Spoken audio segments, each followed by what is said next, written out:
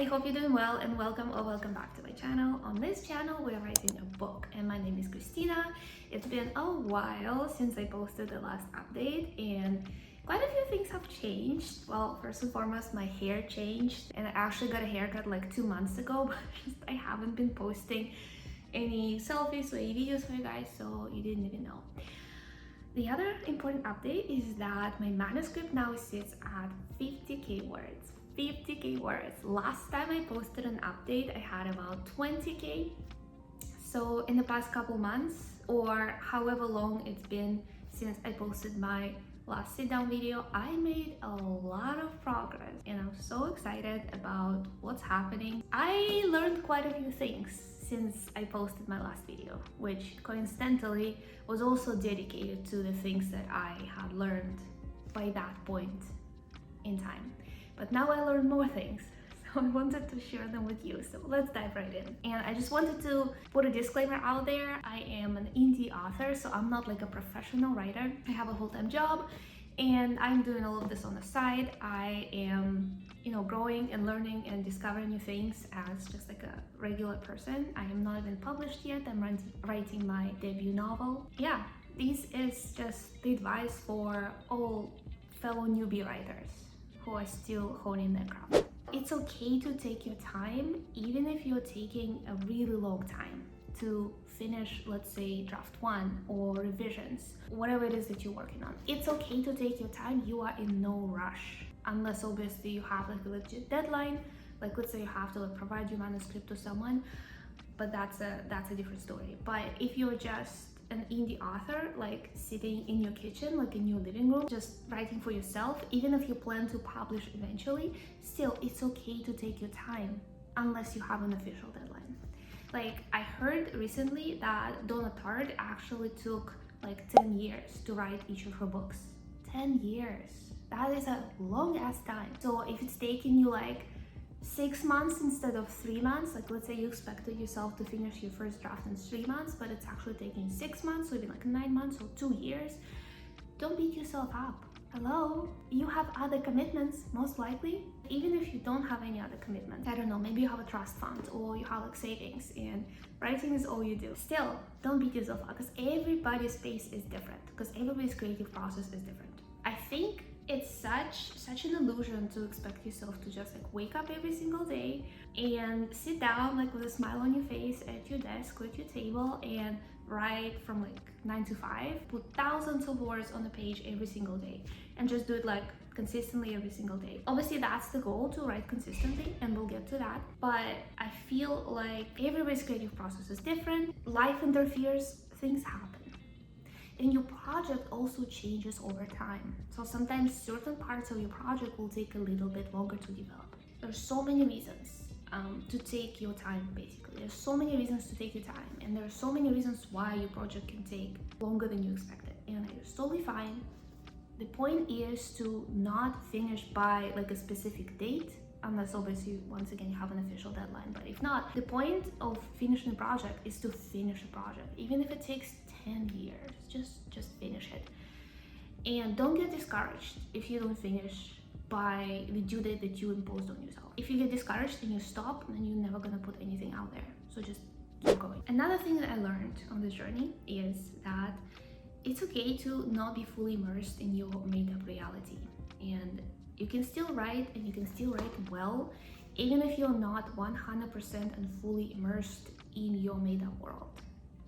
What I'm talking about is, back to that illusion that we have sometimes about writing, is that you come up with this reality and you consistently wake up every day just immersed in that world, constantly like feeling everything, like feeling every single emotion that your characters are feeling, like being just fully immersed in that, fully immersed in the events, fully immersed in just the everyday life of that made-up world. Even if you're not necessarily writing like magical realism or fantasy, just you're fully immersed in that reality and you just tune everything else out and you just log in and you sit there just being fully there. I hope I'm explaining that well, because I think this is one of the misconceptions that I had, even unconsciously, that I will constantly be just tuned in to my made-up world. But it doesn't always work like that. Like sometimes, for example, I get off work and I just can't stop thinking about work, or can't stop worrying about work, or I can't stop like worrying about the future, or like bills, or whatever it is. And when I sit down to write, that thing that I'm thinking about is just not going away, it's still there. But I discovered that even if I worry about other things, even if I keep thinking about other things, I can actually still sit down and write well. Like I look back at my manuscript sometimes and I read certain passages, and I go back to the passages, parts of it that I wrote when I was like extremely stressed about other things. And somehow they were still written so well. Like obviously I have to take into account that this is the first draft and obviously it's nowhere near being polished, but still, it's not like terrible. And it makes sense, it's cohesive, and like it moves the story forward. There are certain things that I would happily bring into the second draft even. And I was so stressed and I was like so not present, or it felt like I was so not present when I was writing those things. Somebody's dog is yapping. But anyway, you don't have to be fully immersed in your project. You don't have to be fully immersed in your characters in a world to be able to write and write well. The only thing that you need is obviously consistency, and you need to have that drive to complete the project. And it doesn't necessarily have to do with the inspiration. You just really have to want to finish it. You really have to want to put it out there. And another thing that is crucial is to love and understand and know your characters. Like if you know your characters, you know who they are. I'm gonna switch the aircon, it's gonna be really loud. If you know who your characters are and how they talk and how they act, that is what's going to make everything easier for you.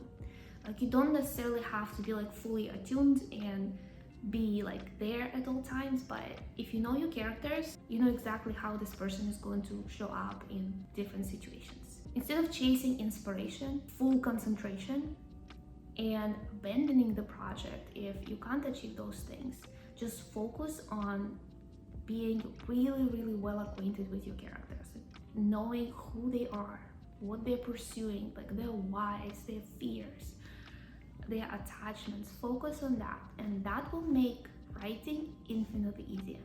I'm sure even for very established authors, just Stephen King or Sarah J. Maas, they have so many other commitments and they have so many things to worry about. Considering that their lives are very public, but they have to worry about that too. If those worries prevented them from writing the books, we would have had way less books by Sarah J. Maas and Stephen King. If they only wrote their books and completed their books when they felt at ease and inspired and constantly in the flow, I don't think we would have ever gotten to the end of Selena Sardothian. We would have never gotten to the end of her story. I don't know if she concluded this series. I think I finished 4 books, so I don't know if it's still going. But if she only wrote when she was like fully in the flow and not worrying about anything else, she would not have gotten there. Don't chase the flow. The flow is only occasional, right? Inspiration comes and goes. What you really need to do is to want to complete your project. You have to have motivation other than inspiration, and you have to know your story, know your characters, know what you're doing there basically. So I will just focus on that. Another thing that I learned on this journey is that showing up consistently is what really counts, and that is very similar to the point that I just made, that I was just talking about at length. Consistency is key. Showing up is really what counts in terms of completing the project. Like it's not enough to have an amazing idea, it's not enough to just like be inspired or motivated even. Only sitting down, like putting your ass on a chair and keeping it there, or whatever it is that you prefer to write, opening a document, putting the words on a page, or writing by hand, however you do it, only actually doing this work is what counts, and doing it consistently. It's okay if you do it only on the weekend, it's okay, but as long as you do it consistently and not when inspiration strikes. Consistency and showing up consistently and actually doing the thing is what counts the most. Even if you're not putting out like the best passages and the best paragraphs. So show up, do the thing, do the work, just do it. The next thing that I learned is manifesting and visualizing is not enough to achieve the goal of being published. And I feel like this is kind of niche because I don't know if every single one of you is into manifestation and visualization, or like if you're religious or if you do any kind of like spiritual practices. So I don't know, maybe it's not for everybody, but for those of you who do any kinds of spiritual practices, I learned personally that just doing spiritual practices in relation to your creative process and project is not enough. Like for instance, I love manifestation and I love visualization, but I find that, for instance, when I spend a long time visualizing a finished product and I visualize myself as a successful writer, I kind of trick my brain into thinking that it already happened, which is a no-brainer because that's like the whole point of visualization and manifestation, to trick your brain into believing that the things that you want are already real. However, when my brain starts thinking that we already published the book and it's already out and everything's great, I feel less inclined to like sit down and do the work, right? Which ties me to my previous point. As we just established, sitting down and doing the work is actually all that matters. And I feel like it's okay to, pray for success. It's okay to visualize success and script and like manifest and have a vision board, whatever it is that you do. But it's like not enough sometimes, and we need to do it alongside showing up. Don't just focus on tricking your brain into believing that the dreams are already achieved, and don't get discouraged if you maybe pray too much or visualize too much and it becomes harder for you to do the actual work. That actually happens, and it happened to me too. It happens because your brain believes that the work is already done, like there's nothing else that needs to be done, and then you open your document and despite all those visualizations and prayers and meditations, you find that it's actually hard for you to write, and what you write is not even that good, and it comes out very clunky. You feel like silly, feel stupid for visualizing yourself being so successful, and then you start doubting yourself that maybe you can't even write, right? We don't want to go down that rabbit hole. We don't want to initiate this vicious cycle. At the end of the day, just keep showing up. Don't rely on like the universe alone, or your preferred religious deity alone, or again on inspiration alone. Even don't rely on anything at the end of the day other than actual work, like actual process of brainstorming the story, getting to know your characters, putting the words on the page, and editing, submitting, and whatnot.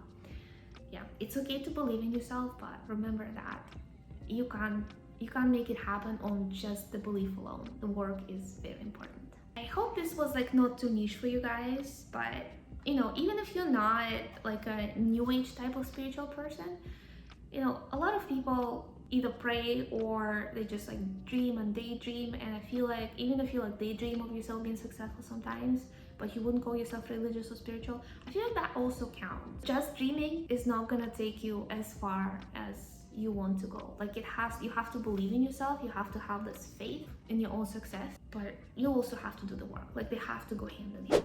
And the last thing that I learned is that keeping yourself accountable is really helpful, and it can really help you stay on track. Again, this might be not for everybody, because I know that a lot of people kind of like to keep their creative projects private, just to themselves, and that is totally fine. I am not actually in favor of going out and telling people, especially the people in real life, all about my creative projects. Like I had instances in the past where like I had a project and I got so excited, I just couldn't freaking keep it to myself. I couldn't, and I just told so many people about it, and in the end the project failed. And I obviously learned a ton from that, but it was such a painful and terrible experience. Yeah, I think it's okay to keep your creative project private, or only share your creative plans with a handful of people until you are at a more advanced stage, like when you can't actually keep it private any longer. Like maybe your book is already out and you're like a New York Times bestseller. Like I think at that point you can probably tell people that you are a writer. But of course it's up to you. I would also be selective if you choose to like share your progress with others. I would be selective when it comes to who you share your progress with, because unfortunately not everybody has your best interest at heart. Even your friends and family sometimes don't have your best interest at heart. So I would only focus on people that you really, really, really trust. really trust, like they're your ride or die. Like you would trust them with your life. And I think it's also totally okay to not tell anybody like that you know in real life about your creative plans. Like nobody that I know in real life actually knows that I'm working on this project, writing a book. I think some people do suspect that I am doing something of the sort or might do it at some point, but I haven't told anybody like explicitly, hey, I'm writing a book, or even that I'm thinking of writing a book. I haven't said anything of the sort at all. However, I created this YouTube channel because when I started working on this project, the file just kept getting longer. I really wanted to share it with someone. Like it was becoming too big to just like keep it within myself. And this is why I started this YouTube channel, because I wanted to put, you know, the updates. I wanted to like share my story as a writer, and I wanted to keep myself accountable as well. And I wanted to hopefully find a community here. This is my way. Like you don't necessarily have to put yourself on social media. You don't have to create a YouTube. I think whatever it is that works for you in terms of keeping yourself accountable is great, but it's okay sometimes to like keep it low key until you actually have something to show to the broader audience. It's so funny because I'm putting it out there technically for the whole world to see, because like YouTube is available to many people, but I also only have 11 followers. So I feel like I am still not really announcing it to a broader audience. And by the way, to every single one of my 11 subscribers, thank you so much. And I know I have like some active people here in my community who like my posts in the posts tab and they like engage. So that's so amazing. Thank you so much. And for each and every one of your comments and likes and thumbs up, thank you so much. I, for instance, chose to share my progress in the posts tab here on YouTube. And it's not really something that I just decided consciously. It's not like I sat down and I was like, oh, this is how I'm going to do it. I shared once, I shared twice, and I just really liked the format and I just continued to do it.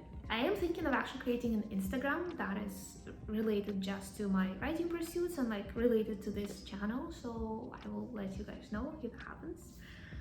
But yeah, this is my way of keeping myself accountable, basically sharing this on YouTube with you guys and engaging with this little community that we have. This is my way of keeping myself accountable. That also satisfies the urge in me to share my excitement about my project and about my progress, because I don't want to tell anybody right now in real life, because I just don't. Eventually, I think I'm probably gonna like engage some people that I know as beta readers if they're open to it, but for now, this is my way of like satisfying the urge and keeping myself accountable. I feel like these two things are so important for a creative, for like a budding creative, and for just any creative who is working on a new project, right? Because you're excited enough to like talk about it, you do want to talk about it, but you don't necessarily want to like tell everybody. So many people out there don't want you to succeed, and it has nothing to do with you. It's just because they are afraid of their own success. A lot of people have fantastic creative ideas or like business ideas, but they're not putting it out there and they're not creating businesses because for whatever reason, right? People have different reasons. But when they hear about other people doing the thing that they are not doing, it makes them very angry, it makes them feel bad about themselves. And they try to make the people who are actually showing up and doing something, they try to make them feel bad. It's just how things are. We are not doing that here. As I said, thank you so much for your support and for your encouragement. It's so I love it. Every single one of your comments is just like, I love it, thank you so much. But anyway, those are the things that I learned. I hope this video is not all over the place, because I feel like I talked about some things that are more or less niche. But yeah, I hope it makes sense, and let me know what you think of this video. I would love to know what you are learning from your creative process and from doing your creative project.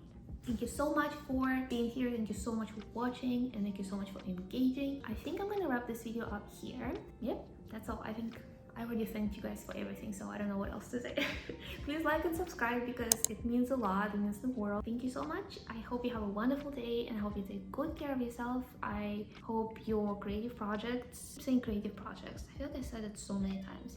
I hope whatever it is that you're working on only gets better and better and better and better and better. Sending you so much love, and I will see you in my next video. Bye.